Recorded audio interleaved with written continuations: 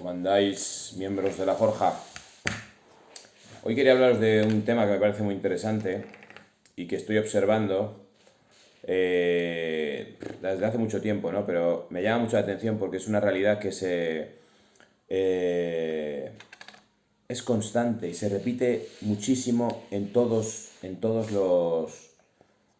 las facetas y los ámbitos de la vida, que es la polarización. Mirad, según el taoísmo, al final las grandes culturas, las grandes religiones, los grandes movimientos espirituales o los grandes movimientos filosóficos que han intentado explicar la realidad para que el hombre pueda encajar, porque a diferencia de los animales nosotros tenemos una mente que necesita ser encajada dentro de una realidad, los animales simplemente, y digo simplemente, se mueven dentro de una realidad y sus instintos son su guía, su brújula. En el caso de los humanos, que estamos con los instintos en un nivel muy bajo y con nuestra mente intelectual en un nivel muy alto, no estamos encajados. Y más en una sociedad que hemos creado una cultura separada de la naturaleza, entonces siempre hemos necesitado una interpretación de la realidad. Yo no sé hasta qué punto un gato, un perro, un ratón, un mosquito necesita que alguien le interprete la realidad.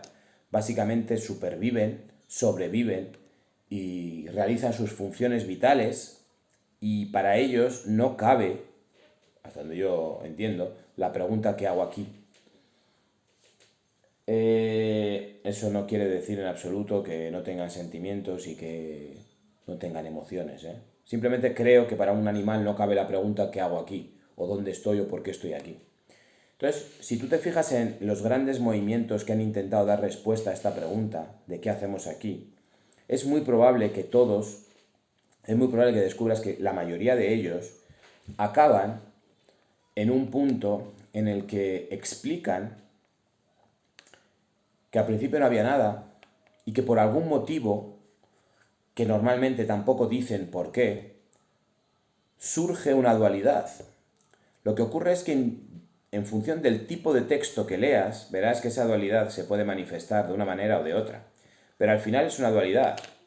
De hecho, por ejemplo, en la Biblia, en el momento en el que surge Adán y Eva, surge la dualidad. Ese es el momento de la dualidad. Para muchos no verán en la figura de Adán y Eva el yin y el yang que expresa el taoísmo, pero realmente es así. Es lo mismo, viene a significar lo mismo, porque detrás de los disfraces de la lengua, detrás de los disfraces de las palabras, hay unos conceptos muy anteriores y en esos conceptos que no se pueden expresar directamente con palabras, coinciden las grandes filosofías y los grandes movimientos religiosos de la historia de la humanidad. ¿Qué ocurre? Que cuando después lo quieren explicar, eso que es inexplicable lo quieren explicar a los demás con palabras, le tienen que poner palabras. Y al ponerle palabras, unos escogen unas y otros escogen otras. Y esto hace que parezca que hay disparidad a la hora de explicar la realidad en las diferentes culturas. Pero un ojo crítico que vaya más allá de las palabras descubre con cierta facilidad que detrás de esas palabras hay verdades comunes. Y para mí las grandes verdades humanas son esas verdades que se encuentran detrás de las palabras de estas filosofías que intentan explicar la realidad. Lo que pasa es que conlleva un esfuerzo hacer ese... Conlleva un esfuerzo y conlleva el acto de desprenderse de lo que a uno le han inculcado desde pequeño. Es decir, si a ti desde pequeño, por ejemplo, dentro de la religión católica, te han hablado de la verdad de Adán y Eva, después te va a costar mucho extrapolar esa verdad a la verdad del yin y el yang. Si a ti desde pequeño te han dicho, has leído o has oído en misa que al principio era el verbo, a ti te va a costar mucho entender que ese verbo es muy similar al vacío del que habla el Wu Wei, del que habla el taoísmo. ¿Por qué? Porque tienes una vinculación emocional, pasional con esas palabras y con esas imágenes. Y entonces, desvestir esas palabras de esas imágenes para generalizarlas e ir más allá de las palabras, es un acto titánico. Es un acto que requiere mucha valentía y esfuerzo. Pero es un acto que te libera de muchos prejuicios y que te pone en sintonía con una verdad que está mucho más allá y es mucho más elevada que la verdad disfrazada de palabras.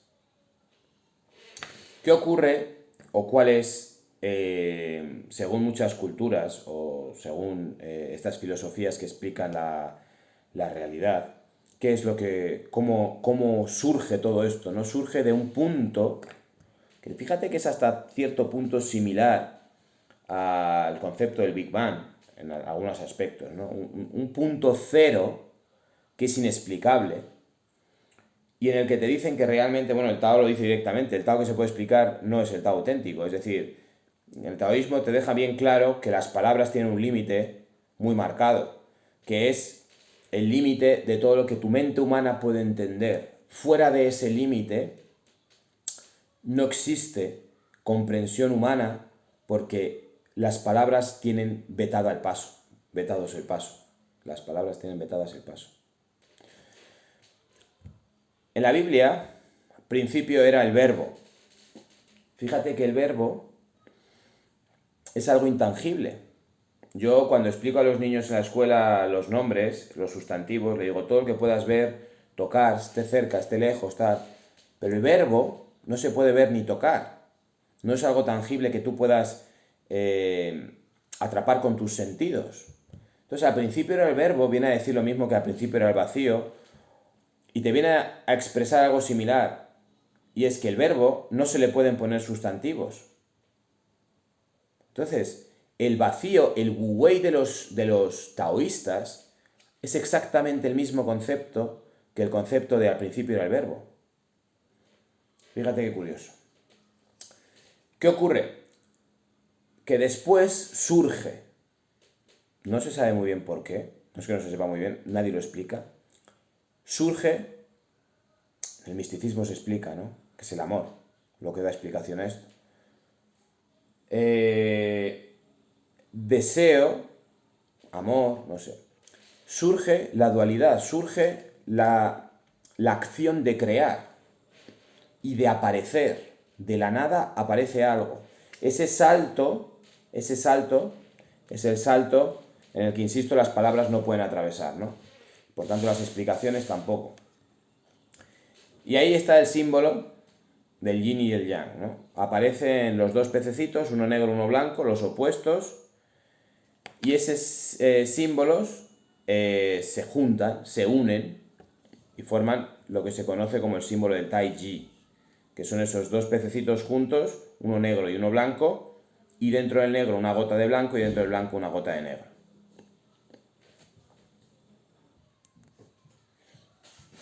Es que no es que haya editado el vídeo, es que he salido un momento, entonces no sé por dónde iba. Surge el yin y el yang. Se juntan el blanco y el negro, el pececito blanco y el pececito negro, y dentro de cada uno de ellos hay el color opuesto. Y esa es la polarización. Esos son los dos extremos. Y esto, al ponerse en marcha la combinación de los dos extremos, genera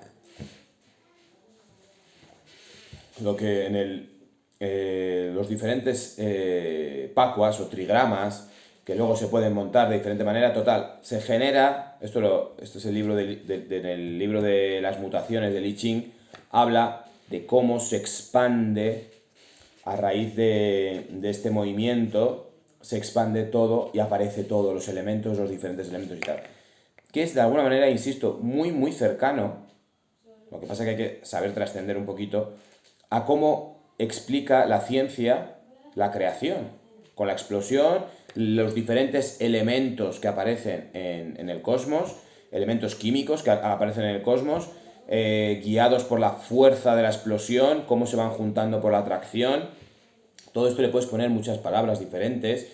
Esa atracción desde el misticismo se puede llamar amor, bueno, un montón de cosas que nos llevaría horas y horas a analizar y intentar interpretar, ¿no? Y eso es lo bonito que tiene intentar interpretar todas estas cosas desde diferentes puntos de vista.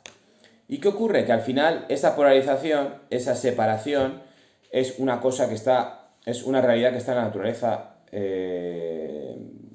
inmersa. Tenemos el día y la noche, tenemos lo duro y lo blando, tenemos el frío y el calor, tenemos, de alguna manera, esa polarización sigue presente continuamente en la naturaleza, expresándose de diferente manera, exterior, interior, capas exteriores, capas interiores, ida, vuelta, el corazón late y después coge, inspiras, expiras. Al final, esa polarización, esa dualidad, está siempre presente de alguna manera constantemente.